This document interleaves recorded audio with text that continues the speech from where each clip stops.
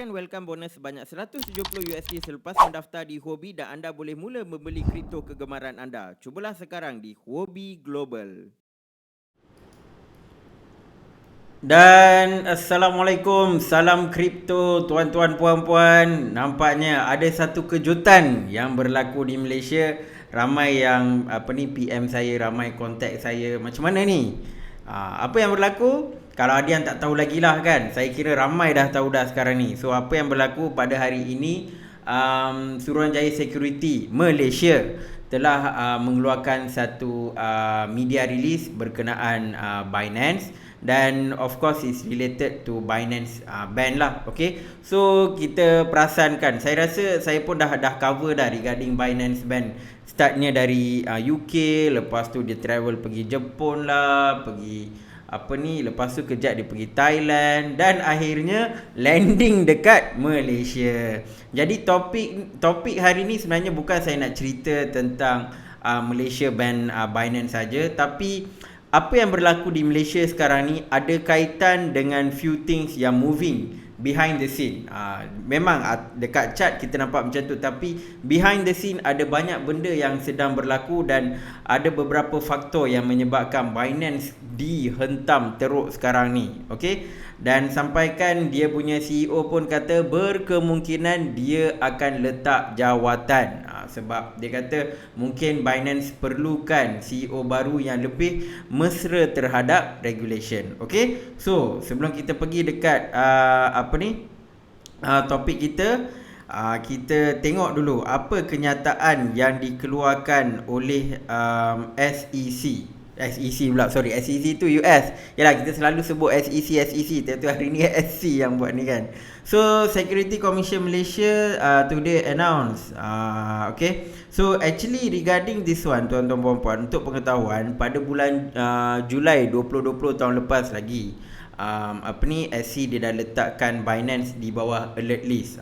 Sebab mereka adalah exchange, ataupun dalam bahasa SEC dipanggil DEX operator. Okay, so mereka ni adalah digital asset exchange yang tidak mendapat kebenaran untuk operate lah. So dekat Malaysia yang dapat kelulusan SC ada 3, Luno, Tokenize dengan Synergy. Okay, so dia tahun lepas dia hanya letakkan mereka bawah alert list, tetapi tidak ada apa-apa tindakan daripada SC. Dan sekarang ni apa yang mereka lakukan, mereka telah mengeluarkan arahan kepada syarikat Binance dan juga anak-anak syarikat dia lah, yang Binance Only Limited lah, Binance Digital Limited, Binance Asia Service. So dia bagi arahan, yang pertama untuk disablekan Binance punya website dan juga mobile app di Malaysia. Bermula 14 business day lah, bermula 26 Julai kan. So ada dalam masa 2 minggu lah sejak 26 Julai untuk Binance disablekan website mereka di Malaysia. Okay, dan yang kedua, Binance tidak boleh melakukan apa-apa kempen marketing di dalam Malaysia. Dan yang ketiga, Binance perlu block pelabur-pelabur daripada Malaysia untuk masuk ke dalam Binance Telegram Group. Ini bagi saya agak unik, sebab setiap negara dia punya Binance ban dia adalah dia punya keunikan dia kan. Macam Thailand paling dahsyat lah, dia memang tuduh CEO Binance CZ ni sebagai penjenayah. Tapi Malaysia, Suruhanjaya Security kita, alhamdulillah dia lebih bertimbang rasa. Dia tak ada buat apa-apa tuduhan dan sebagainya. Cuma dia kata orang Malaysia tak boleh masuk dalam Binance Telegram Group lah. Okay, so ini adalah arahan yang dikeluarkan oleh Suruhanjaya Security kepada Binance. Dan most likely, ini pandangan saya, most likely Binance akan comply. Sebab bila kita tengok mood Binance sekarang ni, dia kalau boleh dia tak nak ada banyak masalah. Sebab kalau masalah datang macam sekali atau jarang-jarang tak apa. Ini dalam masa 1 bulan bertubi-tubi dia ada masalah dengan kerajaan-kerajaan. So dia faham dia tak boleh ada masalah dengan semua kerajaan. Kalau tak memang susah. So memang Binance dia perlu sedikit dia kena bertolak ansur lah. So ni pandangan saya lah berkemungkinan Binance akan comply tuntutan yang dilakukan oleh Suruhanjaya Security. Jadi sekarang ramai yang tanya nak buat macam mana sekarang ni, banyak saya simpan dalam exchange dan sebagainya. Okey, tuan-tuan, puan-puan yang dikasihi, saya pernah bagi tahu kalau kita nak buat when comes to cryptocurrency untuk trading, ya kita memang perlukan exchange kan, centralized exchange, dan ada yang gunakan decentralized exchange. Okey, so yang centralized exchange dia ada dua risiko. Dia ada banyak risiko, tetapi yang risiko paling ketara adalah nombor satu, hacking. Okey, ada orang boleh hack. Yang kedua adalah regulation. So Binance, kita perlu faham Binance adalah antara exchange yang terlalu besar compared to exchange lain kan. Macam adalah Gate.io, ada Huobi, ada OKX, ada apa lagi, KuCoin, berlambat exchange, beratus-ratus exchange, tapi Binance adalah top. Dan bila mana orang mula-mula masuk dalam kripto, dia akan usually pergi dekat Binance dululah.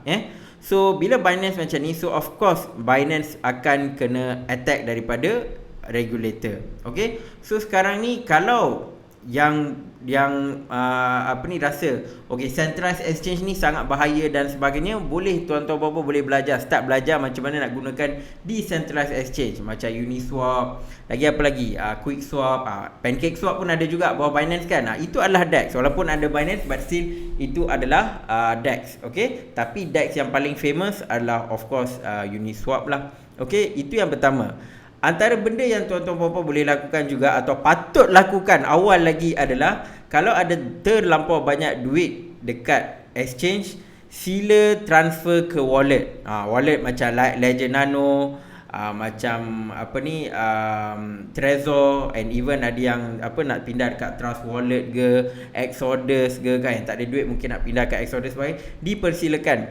Selagi mana tuan-tuan puan-puan pegang private key untuk aset kripto tuan-tuan puan-puan, dan tak ada masalah. Okey, dia isu kenapa macam exchange ni kita tak pegang private key dia. So kalau let's say exchange tu ada masalah dengan negara tertentu atau kerajaan tertentu, kalau dia nak block akses kita terhadap akaun tu, dia boleh buat. Dia boleh buat. Selalunya dia takkan buat lah, tetapi potensi untuk dia buat tu tetap ada. Okey, itu yang kedua lah. Okey, dan yang ketiga yang staking. Okay, so that's why saya kalau ada yang tanya saya semua kan, selalunya saya tak pernah promote staking dekat exchange. Selalunya saya akan cakap stake dekat blockchain.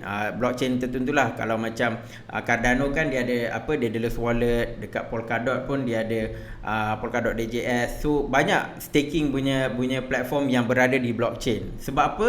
Inilah risiko. Sebab bila kita stake, kadang-kadang kita akan stake pada jangka masa yang lama. Jadi kalau ada isu-isu macam ni, dia jadi macam tak tenang. Kita tak tenang. Kalau dekat blockchain kita tenang, tak ada masalah kan.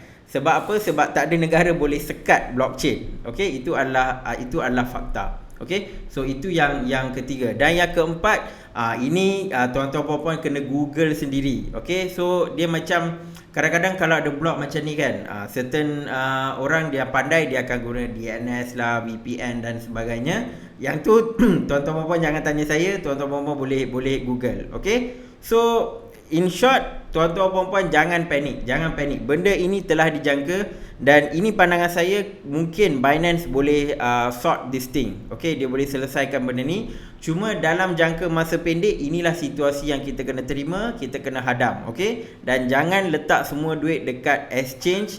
Kalau boleh diversify few exchange kan, macam dekat Huobi sikit, dekat Gate.io sikit ke, dekat KuCoin ke kan, terpulang. Okey, jangan letakkan everything dalam satu exchange. Okey, dan paling bagus, saya sentiasa pesan simpan dalam wallet supaya tidak berlaku macam yang tengah berlaku sekarang. Okey, so ada yang rasa alamak tak boleh nak access dan sebagainya kan. Tadi saya check pun so far Binance okey, sebab even dalam statement Suruhanjaya Security pun dia kata dia bagi masa 2 minggu. So dalam masa 2 minggu tu dia minta withdraw lah fund dan sebagainya. Okey, itu saranan Suruhanjaya Security bukan saya suruh tuan-tuan puan-puan withdraw. Terpulang pada tuan-tuan puan-puan yang rasa confident, rasa tak ada masalah, dan nak simpan pun boleh. Tapi kalau rasa macam tak nak menghadapi risiko kan, then better withdraw the fund, pindahkan. Paling selamat pindahkan ke wallet. Okay, sebab centralized exchange sentiasa ada risiko. Hari ni mungkin Binance, esok kita tak tahu siapa kan. So always remember, exchange gunakan untuk trading sahaja.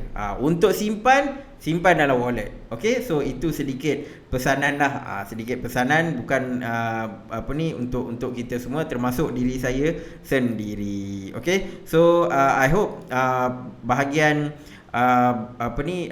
SC dan Binance Band ni tuan-tuan puan-puan jelas. So kalau ada any question ke apa-apa, boleh drop dekat bahagian komen dekat YouTube ni. So then saya tengoklah ada tak any pendapat ke dan sebagainya. Okay, so sekarang ni kita pergi balik kepada kita punya main inilah agenda iaitu performance di cryptocurrency market. Okay, Bitcoin mengalami sedikit penurunan. Saya pun memang ada post juga dekat Twitter sebab saya nampak banyak leverage trader ni, diorang tak nampak Bitcoin pergi ke atas lagi. Diorang tak long, diorang duduk shorting Bitcoin. So memang diorang nak cuba tarik balik Bitcoin jatuh sedikit lah. Okay, so itu on the price Bitcoin. So kalau Bitcoin ada correction, yang lain pun usually akan ada correction juga, tapi tak banyak lah. Okay, so kalau kita tengok Bitcoin Cash ABC paling banyak naik, KuCoin pun naik, Flow, Binance USD, Celsius. So kenaikan tak banyak sangat lah, tak banyak sangat. Okay, yang drop pun tak banyak. So dia masih macam 50-50, ada yang naik, ada yang drop juga. Okay, so next kita tengok on the Bitcoin punya chart. Okay, so hari ni kita buat analisis yang a bit micro kan, sebab selalu tak ada banyak masa nak buat sebelum ni. Asyik buat on a weekly, always zoom out kan. So kali ni kita zoom in. So apa yang berlaku adalah since minggu lepas kan, 21 Julai dia start naik dan nampaknya 40k ni adalah resistance level yang dia perlu break.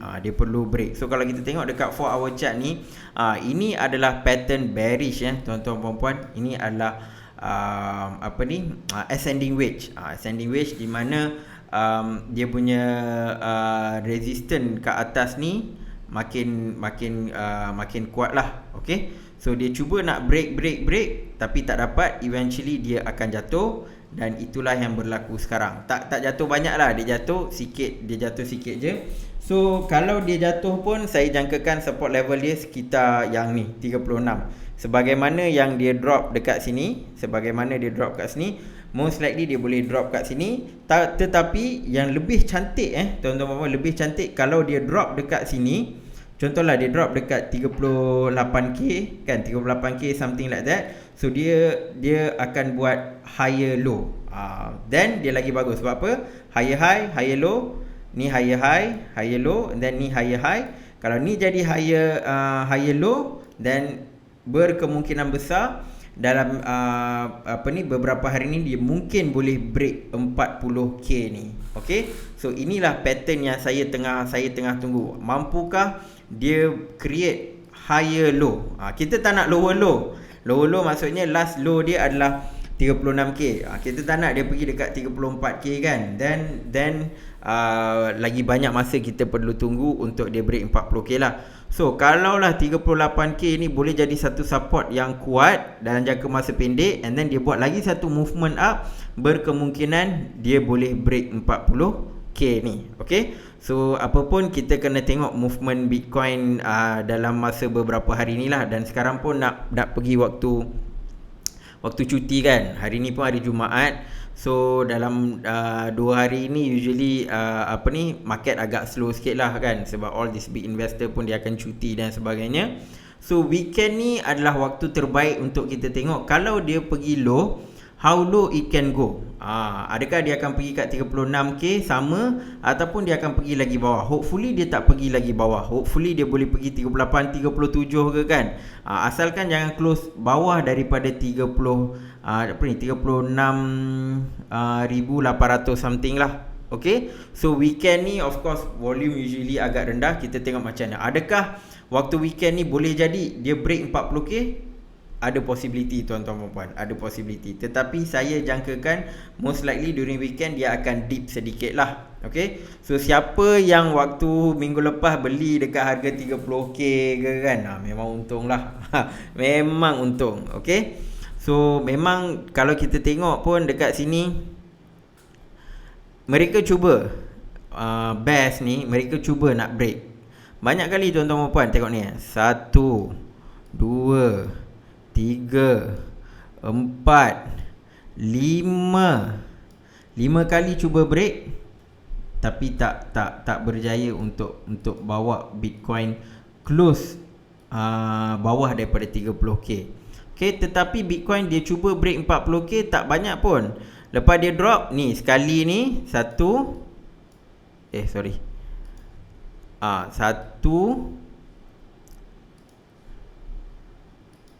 okey, ni satu. Kenapa tak boleh tekan ni? Okey,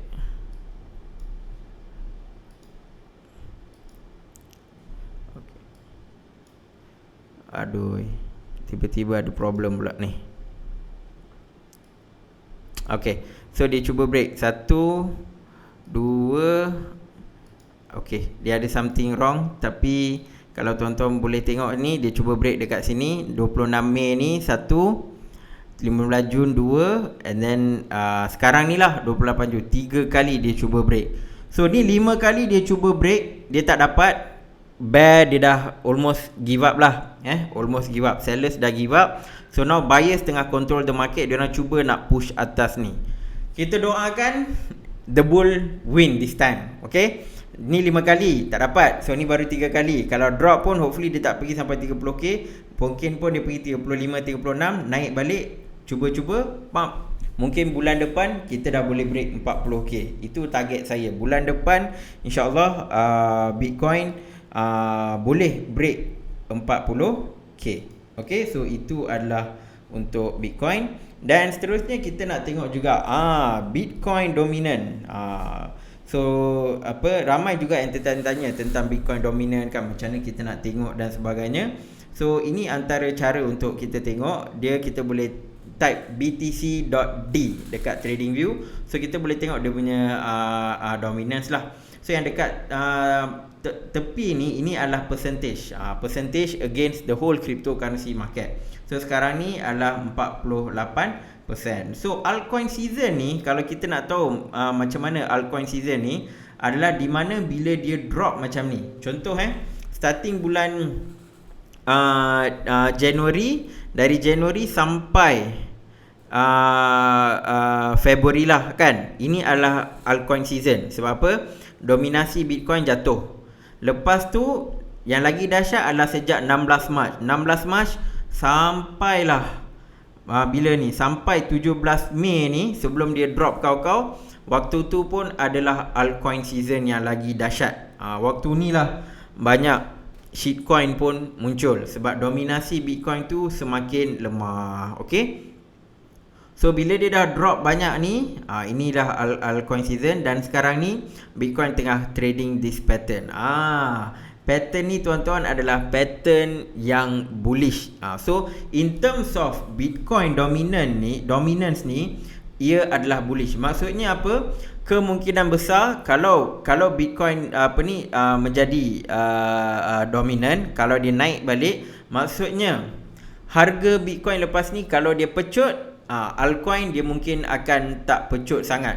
Sampailah ada satu point bila Bitcoin stop, baru altcoin akan start naik balik lah. Okay, sebab setakat ni usually Bitcoin dominance paling rendah pun kalau kita tengok dia dekat sini tak nampak, tetapi usually paling rendah pun setakat 40 macam tu. Kita tak nampak dia boleh pergi lebih rendah lagi. Kenapa dia jadi rendah ni pun sebahagiannya adalah sebab Ethereum juga. Okay, so kalau kita zoom out lagi, Paling rendah pun sekitar 35%. 35%. Ni sebab since ada Ethereum lah. Sebelum ada Ethereum dan sebagainya, memang Bitcoin sangat-sangat dominan. Okay, so 36%, dan ni pun last time pernah ke 39% macam tu, dan sekarang ni Bitcoin akan kembali menjadi dominan. So kalau benda ni start naik balik, then altcoin kita jangan letak harapan yang tinggi lah. Okay, sampai mungkin dia pergi dekat sini, dia dah ambil sedikit breather, dia turun balik, dan setiap kali bila dominasi ni turun, then kita boleh hope altcoin akan naik sedikit. Okay, itu kalau harga Bitcoin naik. Ada lagi satu senario di mana harga Bitcoin boleh jatuh dengan mendadak. Waktu tu pun mungkin Bitcoin dominance pun akan tinggi juga. Okay, so itu adalah sedikit sebanyak dia punya comparison lah. Contohnya macam kat 19 Mei kan, nampak tak sini bar dia warna hijau. Bar ni warna hijau. So kalau tuan-tuan puan-puan tengok, ini bila harga dia drop, altcoin akan lagi drop.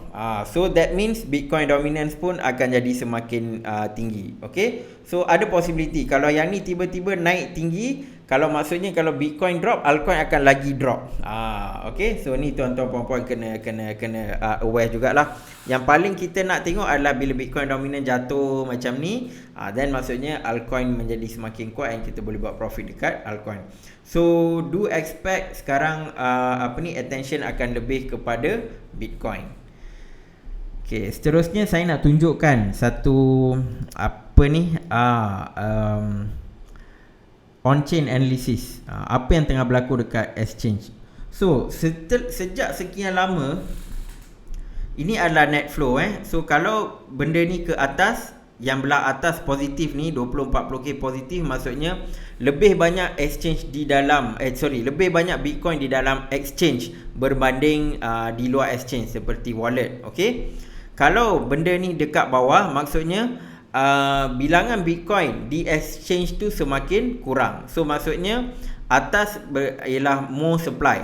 Okay, yang bawah tu adalah less supply, which is kalau harga dia nak naik, dia kena dekat bawah ni kena panjang lah. Okay, so bila kita tengok dekat carta ni kan, sepanjang Bitcoin start naik ni, memang banyak net flow dia ke bawah.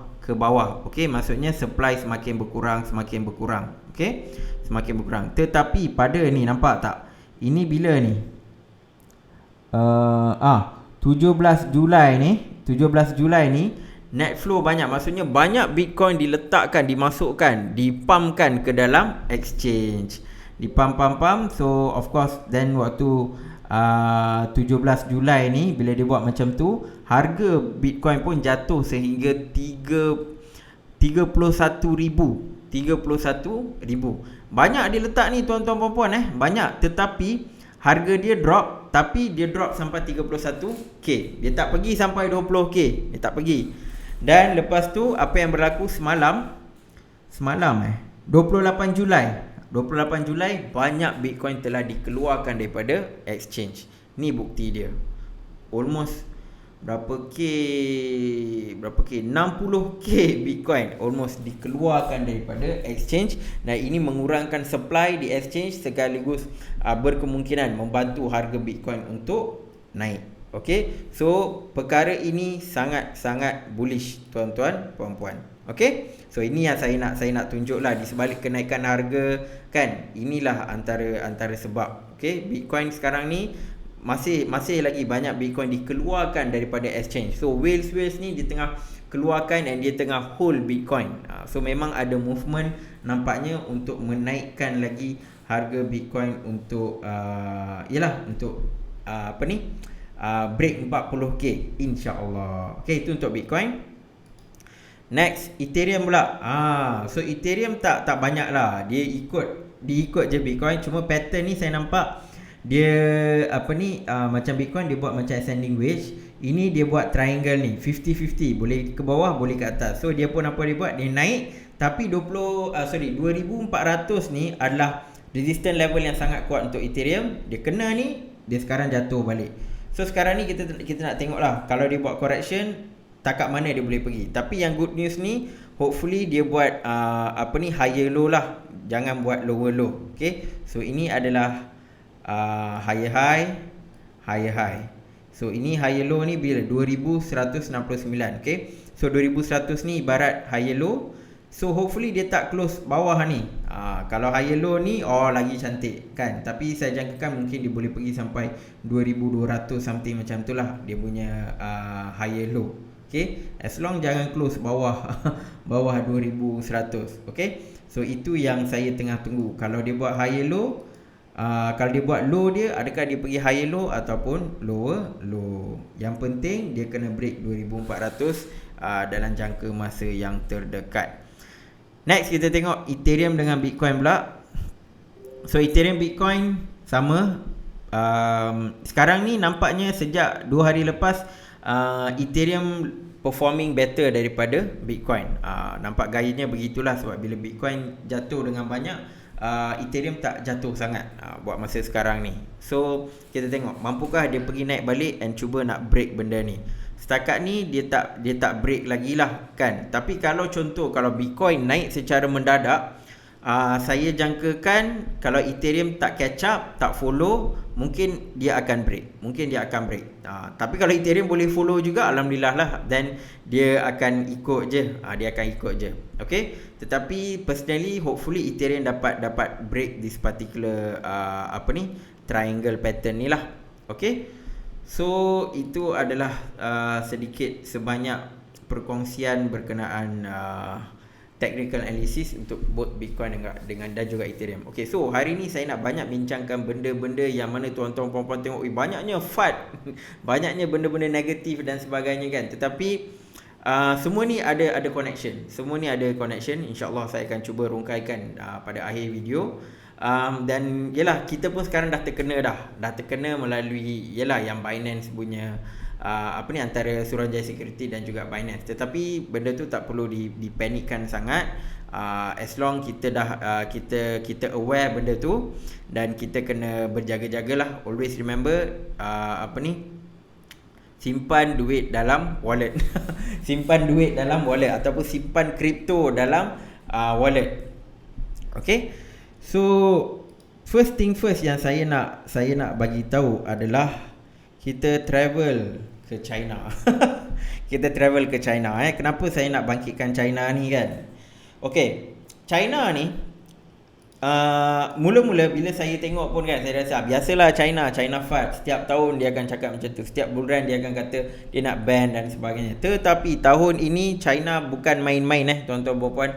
Memang betul-betul dia ban. Okay, sebab apa? Sebab bila China punya kerajaan keluarkan statement tu, kita nampak miners ni mula gelabah. Ada yang start jual Bitcoin, ada yang start jual mining equipment, ada yang start planning nak keluar daripada China. Jadi itu adalah indication bahawa memang kerajaan China kali ni betul-betul nak lawan dengan kripto. Dan benda itu telah berlaku dan sedang berlaku. Okay, dia start dengan mining dan juga mana-mana bisnes yang related kepada Bitcoin dan sebagainya, dia suruh hapuskan. Contoh social media China kan, dia kata jangan cerita tentang Bitcoin dan sebagainya. Okay, so next adalah dia dah part mining, dia dah destroy dah kan, dia dah attack semua. Next adalah exchange, iaitu orang-orang biasalah yang ada Bitcoin dan sebagainya. So apa yang berlaku sekarang ni adalah dia ada interview ni dengan Bobby Lee. Bobby ni adalah antara orang kaya Bitcoin di China lah. So Bobby Lee ni dia tahu tentang apa yang berlaku di China dan juga dia tahu tentang cryptocurrency. Ni bukan kita orang main petik je. Okay, so Bobby Lee ni, okay, so artikel ni panjang. Saya highlight lah part-part mana yang saya nak cerita ni So apa Bobby Lee kata adalah seterusnya apa China akan buat adalah ban cryptocurrency sepenuhnya. Sebab China dia dah ada start dengan dia punya digital yuan.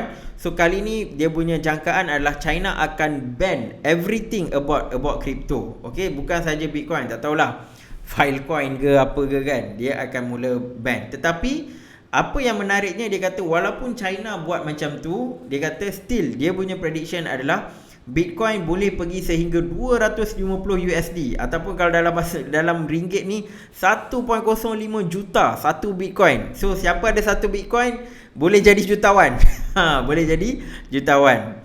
And then dia siap predict by 2025, which is 4 tahun akan datang, Bitcoin boleh mencecah 1 juta USD ataupun 4 juta ringgit.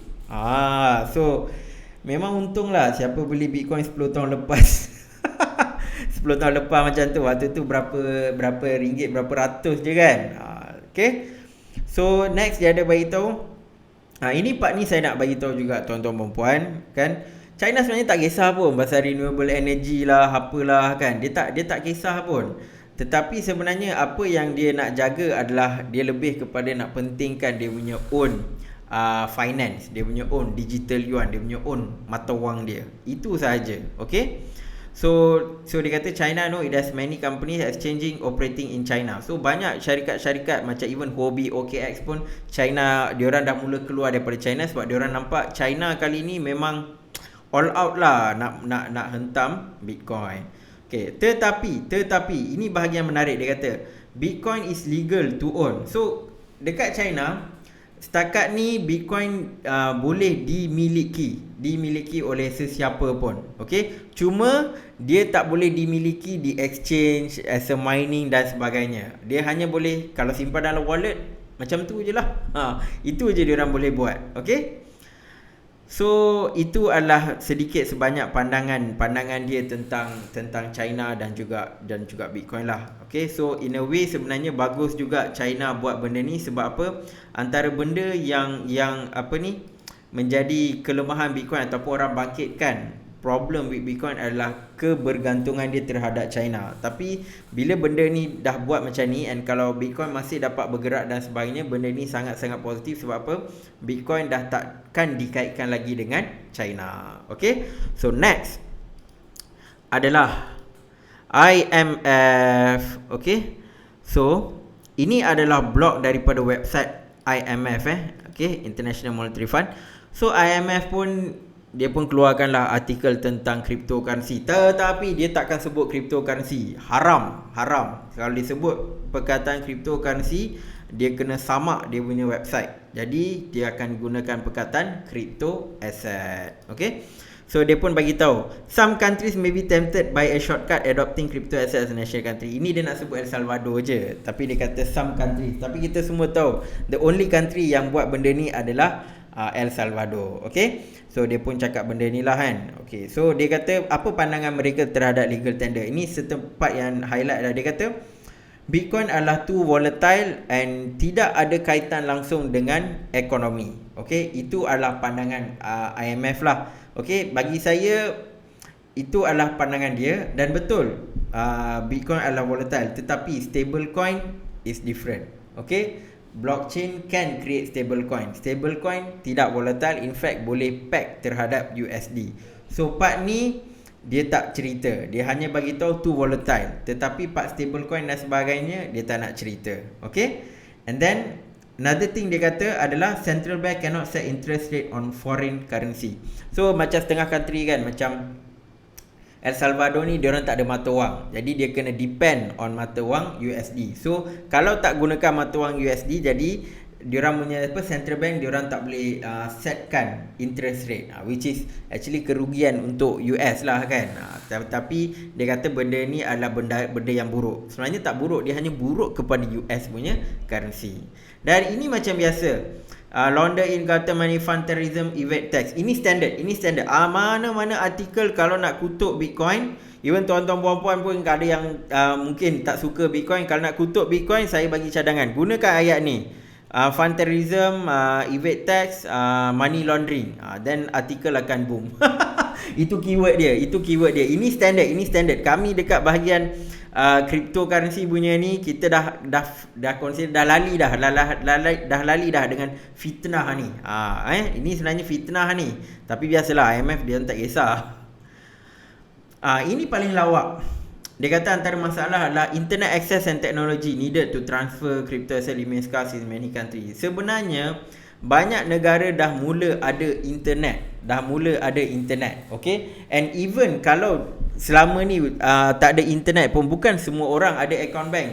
Banyak negara-negara especially negara yang underdeveloped ni, mereka tak ada account bank. Sampai sekarang mereka tak ada account bank, tetapi mereka ada internet. Mereka ada internet and mereka boleh gunakan internet. Contoh, tak payah pergi jauh Palestin dengan perang apa semua, mereka ada internet juga. Jadi saya rasa bahagian hujah ni saya tak boleh nak terima lah. Saya tak boleh nak terima IMF punya ni. Okay, so all in all, blog ni yang IMF buat ni adalah untuk create FUD. Untuk create FUD. Dia memang nak takut-takutkan. Sebab tak ada satu fakta yang jelas.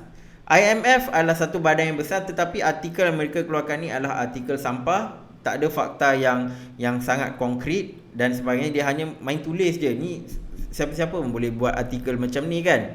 Sepatutnya apa yang IMF kena buat adalah kan, contoh dia dah nampak El Salvador cuba buat. Kadang-kadang kita tengok, bila kita ada nak buat projek dan sebagainya, mungkin projek berskala besar, tapi kita minat dengan projek tu, tapi kita mungkin tak nak keluarkan duit banyak. So kita akan bagi tahu dekat orang yang propose projek dekat kita kata okey, boleh tak kita buat pilot dulu, buat dalam skala kecil dan sebagainya. El Salvador adalah sepatutnya menjadi satu pilot program untuk IMF. Sebab apa? El Salvador adalah negara yang kecil. Jadi kalau dia nak run pilot ke something like sandbox approach ke, dia boleh buat dekat El Salvador. Tapi apa IMF buat? Dia keluarkan artikel sampah macam ni. Okay, so dekat sini kita nampak memang sebenarnya tak ada isu pun. Semua benda ni kalau dia nak kaji betul-betul, dia patut buat pilot project dengan El Salvador, tapi dia tak nak buat. Dia tak nak buat, lepas tu dia keluarkan artikel sampah macam ni. Okay, so ni yang saya nak highlight lah dekat tuan-tuan puan. Seterusnya, okay, Elizabeth Warren. So ini ada berlaku Senate hearing yang bertajuk Cryptocurrencies, what are they good for? So dalam Senate hearing ni adalah beberapa perkara yang dibangkitkan, dan nampaknya makcik ni yang bernama Elizabeth Warren ni memang gangho lah serang cryptocurrency. Okay, so dia tulis surat dekat Janet Yellen ni, which is handle bahagian bendahari US, untuk identify dan juga senaraikan risiko-risiko cryptocurrency lah. Okay, so Warren ni adalah antara yang lantang satu waktu dulu, lantang kritik bank-bank besar. Hari ni dia dah boleh pergi site dekat bank-bank besar dan dia lantang mengkritik cryptocurrency. Inilah politikus. Jangan ingat dekat Malaysia je politikus pandai buat U-turn. Dekat US pun ada juga jenis-jenis yang buat U-turn. Tapi diorang buat U-turn dekat benda-benda macam ni lah kan. Okay, so apa antara 5 benda yang diorang highlight ni, yang Senate ni dia kata, yang Elizabeth Warren kata, dia kata exposure terhadap hedge fund ni lack transparency, risk to bank. Maksudnya dia cakap je nak lawan bank lah, bank tu dan sebagainya, tetapi bila benda tu betul-betul jadi, dia terus support bank. Okay, so ini adalah risiko kepada bank, dia bukan risiko kepada rakyat. No, it's not risk to people, sebab people can benefit from cryptocurrency, tetapi ini adalah risiko kepada bank. So kalau bank risiko, itu adalah masalah yang besar. Tapi kalau macam orang biasa macam kita, risiko kan, itu tak apa. Itu kalau kita mampus pun diorang tak kisah. Okay, so itu fakta. Kita jangan naif. Kita kena terima hakikat bahawa all these politician yang macam dekat US ni, mereka akan always side towards the bank. Rakyat adalah terakhir. Rakyat mampus pun tak kisah, tak apa. Janji bank hidup subuh. Okay, and then yang ketiga adalah threat posed by stablecoin. Of course, stablecoin ni dia berikan risiko terhadap dia punya USD currency. So dia pun bagi tahu ini adalah risiko. Use in cyber attack. So ini pun dia bagi tahu seolah-olah sebelum wujudnya Bitcoin tidak ada cyber attack dan sebagainya lah. Okay, so lepas ada Bitcoin baru cyber attack muncul. Sebelum Bitcoin tak pernah ada cyber attack. Itu yang dia nak cuba bagi tahu lah. And then risk from DeFi. So DeFi is a very huge blockchain punya komponen. So dia rasakan DeFi itu adalah sesuatu yang berisiko tinggi. So ini semua ayat-ayat politikus dekat US yang mana tuan-tuan puan-puan dah boleh baca dah diorang punya pemikiran. Okay, so dalam hearing ni dia adalah bagi bawa 3 orang 3 orang ni akan menjawab soalan-soalan daripada senator semua ni, which is Coin Center Executive, Jerry Brito, Filecoin Foundation. So Filecoin antara yang terpilih lah untuk hearing ni, dan juga ni researcher lah, Angela Watch. Okay, so 3 orang ni akan menjawab soalan-soalan yang diberikan. Okay, ini sangat penting yang tuan-tuan puan-puan kena ingat. To date, it remains unclear which body, FCOC ke, Security Exchange or Congress, that ultimately bear responsibility. Okay, sekarang ni yang diorang duduk pening ni, diorang tak tahu cryptocurrency trading ni nak letak di bawah jurisdiction mana. Nak letak dekat FSOC ke kan. FSOC ni dia adalah Financial Security apa-apa entah council FSOC, ataupun nak letak dekat SEC ke, ataupun nak letak Kongres sendiri yang manage. So diorang pun pening macam mana nak handle cryptocurrency ni. So duduk dindong-dindong lah benda tu. So this part maybe lepas ni akan ada satu clear cut. Okay, lepas ni apa-apa bos crypto, agensi ni yang pegang dan sebagainya. Okay, tetapi yang FSOC ni dia ada beberapa agensi dalam tu. Contohnya Federal Reserve, SEC dan juga Commodities Future Trading Commission. So maybe diorang boleh letak bawah FSOC. Okay, dan lagi satu Gary Gensler juga, dia pun duduk dindong juga tengah fikir nak approvekan tak ETF. Sebab ramai duduk mohon ETF. Even macam Grayscale pun dah lama dah duduk mohon untuk ETF, tetapi tak dapat approval lagi. Sebab apa? Sebab bahagian ni tak settle lagi. Diorang pun tak tahu nak letak bawah agensi mana bahagian cryptocurrency trading ni. Dan lagi satu pun diorang pun duduk pening juga. Saya rasa dia tak pening, diorang tengah buat belakang tabir ni pasal CBDC. Okay, tetapi ada juga beberapa ahli politik yang bijak nampaknya di US. Nama dia Pentah Tomi. So dia kata cryptocurrency ni ataupun distributed ledger technology ataupun blockchain lah, dia kata dia ada banyak benefit. Okey, dan dia juga kata kebanyakan inovasi-inovasi yang berlaku adalah inovasi yang bukan kerajaan, private, dan mereka sepatutnya menggalakkan lagi inovasi-inovasi ni. So ada jugalah orang yang bijak sedikit, tetapi selalunya komen-komen negatif dari makcik ni yang media akan pilih untuk report. Okay, dan next we have Binance. Regulators are coming for crypto. So apa yang tengah berlaku sekarang ni, untuk pengetahuan tuan-tuan puan-puan, banyak centralized exchange kan, ataupun centralized organization yang handle cryptocurrency ni diserang. Bukan centralized maksudnya yang syarikat-syarikat yang kecil. Ini syarikat-syarikat yang besar. Kita cerita tentang BlockFi, Binance, FTX. So mereka ni antara yang sedang diserang, tetapi yang paling teruk diserang adalah Binance. So kalau kita tengok dekat sini, Binance dia punya serangan dia sampai CEO dia pun kata, okey lah, tak apalah, kalau semua dah tak suka semua ni, saya akan letak jawatan dan mungkin boleh ada orang baru yang take over yang mana lebih mesra terhadap regulation. Tetapi saya yakin ini adalah baby kepada CZ. So CZ mungkin dia akan ada behind the scene. Dia akan jadi penasihat lah, tak ada masalah. Dia step down CEO, dia create jawatan lain. Penasihat ke apa ke kan. So dia boleh buat cara tu. And banyak benda Binance dia buat perubahan. Kalau tuan-tuan puan-puan perasan, even dari sudut KYC, dia dah perketatkan KYC. So sekarang ni kalau tak silap, kita hanya boleh keluarkan 0.06 Bitcoin. So dia ada buat sedikit perubahan dekat sana lah. Dulu berapa 0.2 something, saya tak ingat berapa. Tapi yang sekarang ni dia dah kurangkan kepada 0.06 Bitcoin. Dan juga stock exchange yang ada dekat Binance semua dah tak ada dah. Diorang dah remove dah. Okay, tak ada lagi nak trade Tesla ke apa ke kan. Benda tu dia dah remove. Margin ni FTX pun sama, Binance pun sama, mereka dah kurangkan dari 100 kepada 20. Benda ni saya setuju. Benda ni saya sangat-sangat setuju. Sebab apa? Sebab antara benda yang bagi market kucak-kacir ni adalah sebab over leveraging. So bila dah kurangkan kepada 20, then is way better daripada 100 kali ganda. Okay? Dan BlockFi pula, ini adalah few state macam New Jersey, Alabama dan juga Texas. Mereka sedang serang BlockFi pula. Sebab apa? Dia kata mereka offering unregistered securities.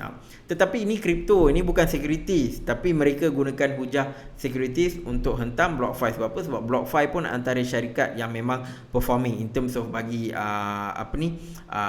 interest dan sebagainya. Sebab tu ramai buat staking dekat BlockFi. Tapi kalau ada yang tanya dari sudut syariah, actually it's not non-syariah compliant lah. Okay.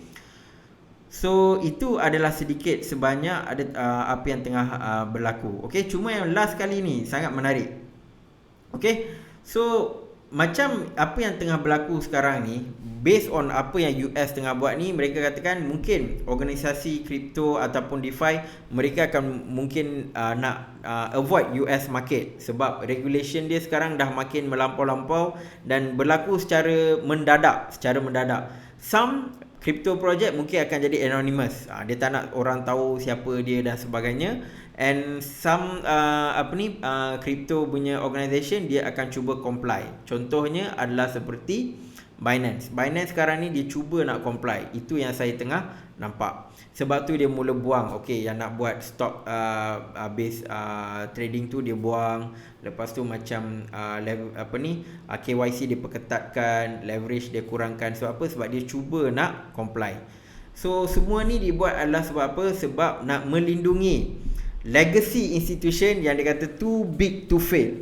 Ini big institution lah, Wall Street institution atau big bank, kena lindungi. Okay, kenapa saya kata diorang memang mati-mati nak melindungi? Sebab tu dia duduk buat attacking Binance dan macam-macam. Sebab satu benda yang kita kena tahu, ada lagi 2 artikel yang saya nak share. Tetapi sebelum saya nak share, saya nak tuan-tuan puan-puan hadamkan benda ni.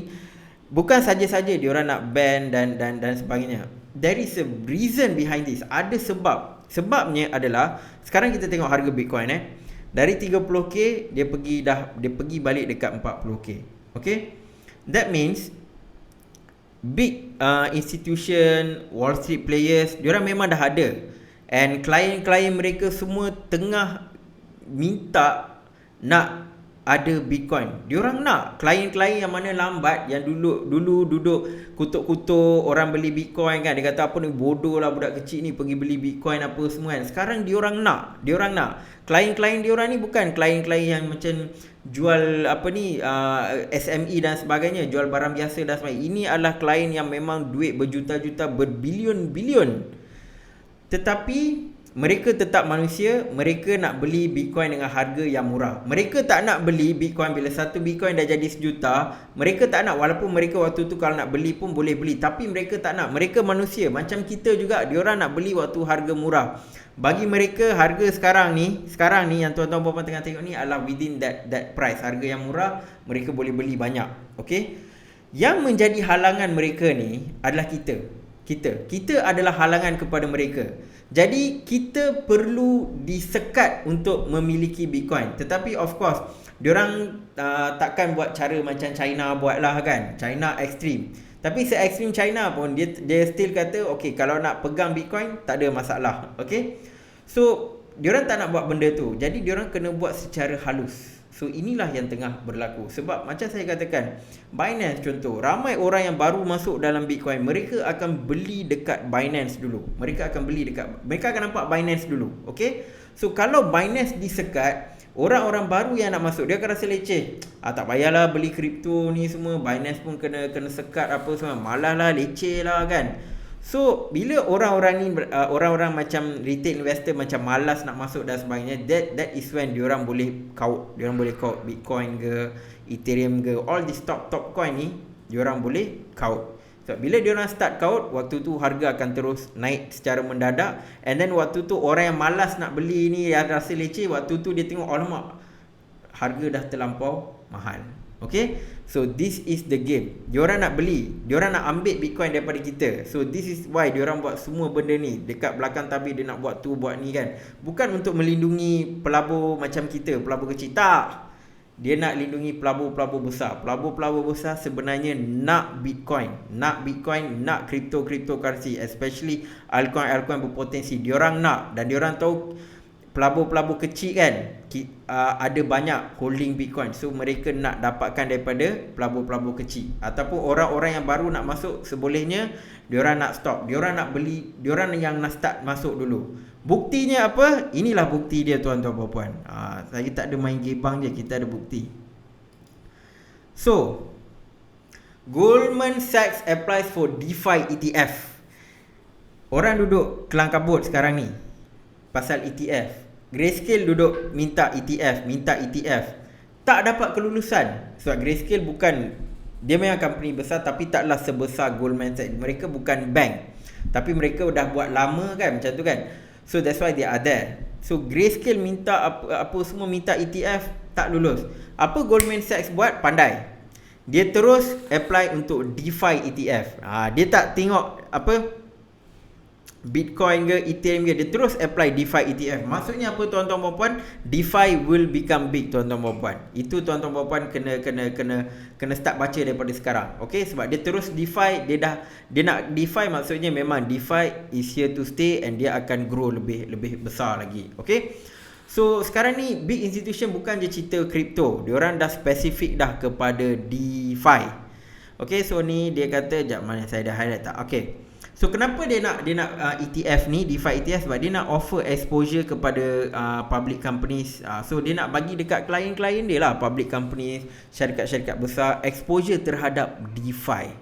Sebab DeFi sekarang ni tuan-tuan puan-puan, untuk pengetahuan, yang expose to DeFi adalah pelabur-pelabur kecil. Macam kita semua ni kan, beli DeFi punya project, kita invest dekat DeFi punya project kan, Uniswap lah dan sebagainya. And then even macam Uniswap, even PancakeSwap also is a DeFi. So this kind of thing diorang dah nampak, ni apa ni, semua budak-budak kecil ni, budak-budak baru nak up tengah main DeFi, tak boleh jadi ni, kita tak nak ketinggalan. Diorang dah ketinggalan dekat Bitcoin, so diorang tak nak ketinggalan dekat DeFi. So inilah antara plan dia.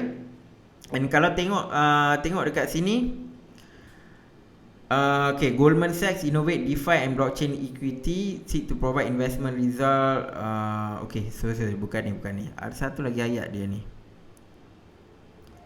Okay, ni dia. Saya lupa nak highlight. So market yang diorang tengah target ni adalah klien dia lah, dekat Australia, Canada, France, Switzerland, semua ni lah. Malaysia tak ada. Malaysia tak ada.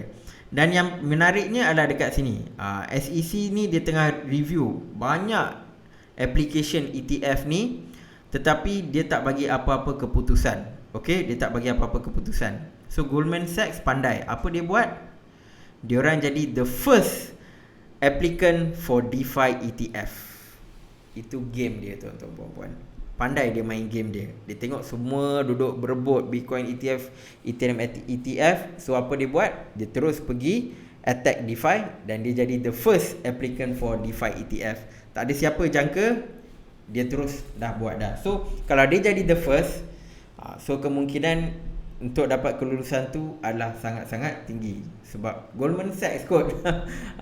Tu dia punya ni. Dan lagi satu bukti adalah Bank of America approves Bitcoin futures trading. So klien-klien yang dia ada ni sekarang dia dah open untuk mereka explore futures trading lah.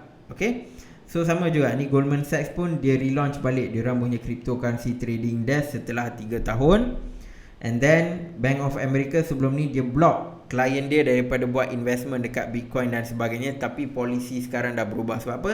Sebab klien-klien dia nak invest dalam Bitcoin, nak invest dalam cryptocurrency. Itu adalah fakta tuan-tuan puan-puan. Okay, so the big players memang nak masuk dalam crypto, memang nak masuk dalam sini. Tapi halangan dia of course in terms of regulation. Diorang nak, tapi diorang aware regulation tak settle lagi. Okay, regulator pula dia kena buat ding-dong. Sebab apa? Sebab dia nak pelabur-pelabur kecil keluar daripada cryptocurrency. Dia kalau boleh dia nak bagi orang semua fed up. So memang bila kita dengar ni, kita pun macam fed up. Bila nak approve, apa nak jadi kan. Setelah orang fed up, dia pun terus jual lah kan. Tetapi tapi bila setiap kali kita buat jualan, behind the scene ada whales yang tengah kaut kita punya cryptocurrency. Okay, so ini bukan financial advice, ini hanyalah pandangan saya, dan tuan-tuan puan-puan pun boleh start buat pembacaan tuan-tuan, analisis tuan-tuan puan-puan. Tuan-tuan dah boleh start connect the dot. Itu yang penting. Behind the scene kita kena connect the dot. Kita kena fikir macam mana big investor berfikir, macam mana big whales berfikir, barulah kita boleh buat profit. Okay, so hopefully tuan-tuan puan-puan dapat manfaat daripada sharing video hari ini. Dan kepada tuan-tuan puan-puan yang masih tengah gelisah, resah, relax, jangan risau. Benda ni adalah dalam jangkaan regarding exchange dan sebagainya. So always adakan plan B. Plan B. Jangan letak semua duit dalam sesuatu tempat, ataupun dalam Inggeris orang kata don't put all your eggs in one basket. Always diversify. Okay, tak kira dalam bentuk investment ke, exchange ke dan sebagainya, always diversify. Okay, so itu saja daripada saya. Jangan lupa untuk komen, like dan juga share untuk video kripto yang seterusnya. Assalamualaikum dan salam kripto.